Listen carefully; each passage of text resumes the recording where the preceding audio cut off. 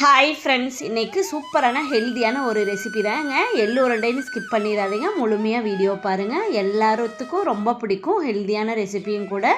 இது வரைக்கும் யாரும் ட்ரை பண்ணாத ரெசிபியும் கூட. கருகப்பில்லை ஒரு 3 கைப்பிடி அளவு நல்லா அலசிட்டு ஃபேன் காற்றுல டவலில் விரித்து உணர்த்தி எடுத்துக்கோங்க.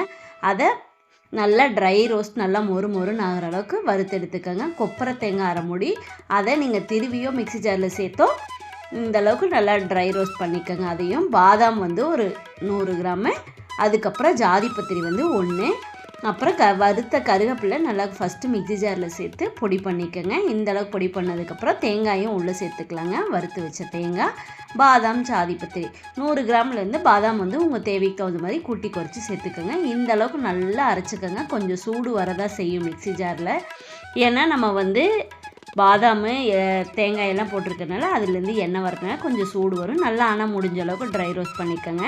அதுக்கப்புறம் பேரிச்சம்பழம் ஒரு 10-15, கொஞ்சமாக ஒரு 3 ஸ்பூன் அளவுக்கு கரும்பு சர்க்கரை, 2லேருந்து 3 ஸ்பூன் போதுங்க. அதையும் சேர்த்து நல்லா ஒரு பாத்திரத்தில் நல்லா உருகி மெல்ட் ஆனதுக்கப்புறம் இப்போது ஒரு மிக்சியில் ஆறுனதுக்கப்புறம் சேர்த்து அந்த அரைச்சி வச்சிருந்த பொடியோடு இதை சேர்த்து நல்லா பிணைஞ்சு எடுத்துக்கலாங்க.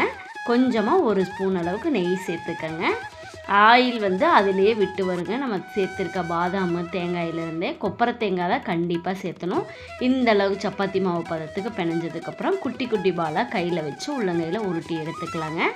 இதை காலையில் டெய்லி ஒன்று சாப்பிட்டு விடும்போது வெள்ளை முடியாக இருக்கிறதும் கருப்பாகும், ரொம்ப ஹெல்த்தியானதும் கூட.